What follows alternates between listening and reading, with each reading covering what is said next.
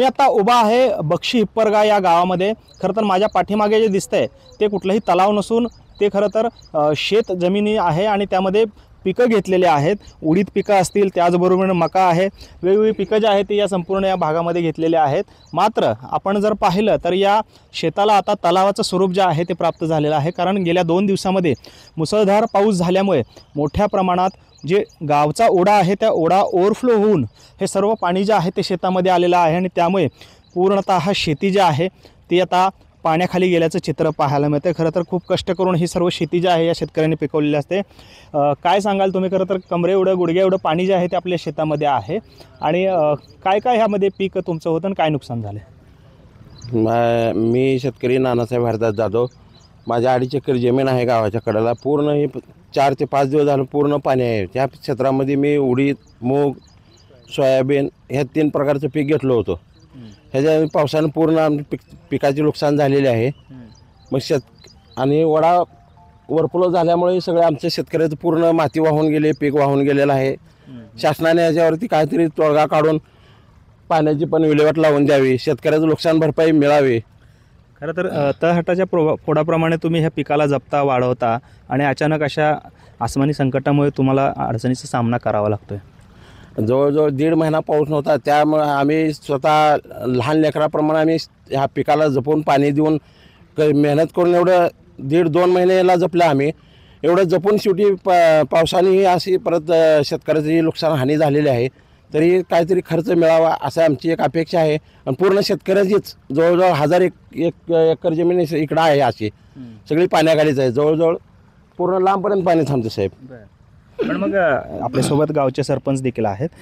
सरपंच साहेब, खरं तर काय कारण काय आहेत हे सर्व अशा पद्धतीने शेतात पाणी घुसण्याचं इतक्या मोठ्या प्रमाणामध्ये काय कारण आहेत? यापूर्वी जवळजवळ 10-15 वर्षापूर्वी अशीच परिस्थिती आमच्या बक्षीहिप्परगा गावामध्ये ओढवली होती। त्यानंतर 10-15 वर्षाच्या नंतर आज या आठवड्यामध्ये ही परिस्थिती या ठिकाणी निर्माण झाली आहे। अवकाळीचा मे महिन्यातला अवकाळी पाऊस पडला, त्यानंतर मिरगापासून 1.5 महिने जवळजवळ पाऊस नव्हता। पण 1.5 महिन्याच्या विश्रांतीनंतर पावसानं अशी रिपरिप चालू केली की अतिवृष्टी या भागामध्ये झाल्यासारखं वाटलं। या ठिकाणच्या शेतकऱ्यांचं जे पोट जे चालतं, या ठिकाणी उडीद असू द्या, मूग असू द्या, सोयाबीन असू द्या, मुख्य पीक कांदा आहे, गाजर, या परिस्थितीवर या शेतकऱ्याचं पोट चालतं। मी मगाशी सांगितल्याप्रमाणे आता येणारा सण दीपावली असू द्या, लक्ष्मीचे सण असू द्या, माझ्या मुलाचं शिक्षण या पिकाच्या उत्पन्नावरती होईल, माझ्या मुलीचं लग्नसुद्धा या पिकाच्या उत्पन्नावरती होईल। आणि मी माझ्या आईला जर साडी घ्यायची, एखादी नवीन साडी घ्यायची असेल दिवाळीला, तर या पिकाच्या उत्पन्नातून उरलेल्या पैशावरती एखादी नवीन साडी घेऊन या पद्धतीने आमचा सण कसं चांगला आनंदाचा आमच्या कुटुंबासोबत आम्ही साजरा करू, हे स्वप्न आमच्या माय माऊलींसह आमच्या सर्व बक्षीहिप्परगा ग्रामस्थांच्या डोळ्यात होतं। पण ते आज स्वप्न कुठंतर स्वप्नच राहते काय की असं आमच्या मनामध्ये एक चुटकारा लावणारी गोष्ट या ठिकाणी झालेली आहे। एवढा मोठ्या प्रमाणामध्ये पाऊस झाला की शेतात पाणी आहे का, पाण्याच्या खाली पीक आहे, पिकाची खाली माती आहे का, अशी परिस्थिती या ठिकाणी निर्माण झाली। पीकही राहिले नाही आणि शेतातली मातीसुद्धा राहिली नाही। नुसतं घराच्या कडेला बसायचं आणि पावसाकडे बघायचं, वर आभाळाकडे बघायचं आणि घरातली मुलांबाळाकडे बघायचं। येणाऱ्यांचं भविष्य घडवायचं असेल तर शेतकऱ्याचं उत्पन्न झाल्याशिवाय आपण आपलं भविष्य कसं घडवू, हेच स्वप्न आमच्या आज डोळ्यामध्ये होतं। पण ते आज कुठंतरी आम्हाला ते स्वप्नच राहते का या दृष्टिकोनातून बघावं लागतं। ग्रामस्थ देखील आहेत। खरं तर अशा पद्धतीची जर परिस्थिती राहिली तर शेती करायची कशी आणि ती परवडणार कशी? काय अपेक्षा आहे सरकारकडून, काय मागणी असणार आहे प्रशासनाकडे? आता कसं झालेलं आहे, गेल्या 10-15 वर्षाखाली जी बियाची खताचं औषधाचे जे रेट होते त्याच्या 5 पटीनं रेट या ठिकाणी सगळ्याच पिकाचे असू द्या, कीटकनाशकाचे असू द्या, खताचे असू द्या, बियाचे असू द्या, हे सगळे वाढलेले आहेत। आणि 15 वर्षाखाली जी शेतकऱ्याला भाव मिळत होता ती आज 2025मध्ये मिळतोय।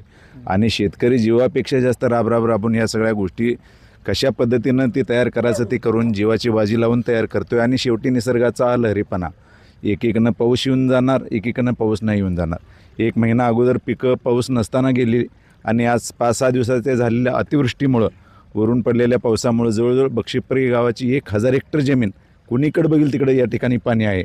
सरकार मायबापाला एवढीच विनंती आहे, या ठिकाणी जे उत्पन्न तयार होणार आहे ह्या मालाला तर हमी भाव मिळावा, शेतकऱ्याला आर्थिक नुकसान मिळावं। आणि विशेष म्हणजे शेतकरी आज अशा आर्थिक संकटामध्ये कोसळलेला आहे की त्याला ना सरकार मायबाप राहिलेला आहे ना निसर्ग मायबाप राहिलेला आहे। जो काय जगायचा आहे तो स्वतःच्या जीवावरच। तरी ही परिस्थिती आहे। एक लढावया, ह्या महाराष्ट्राला लढावया म्हणून जे आहे तो बळीराजा, त्याची जर अशी परिस्थिती झाली तर आज सध्या हातबल झालेलो आहे.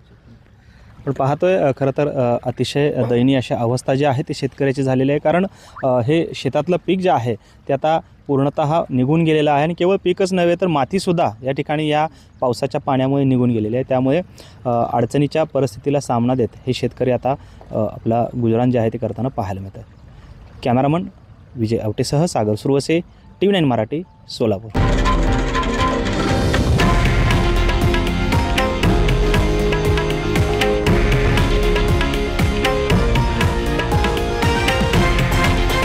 हे आहे देशातील नंबर 1 न्यूज नेटवर्क आणि आपण पाहत आहात TV9 मराठी, एकमेव.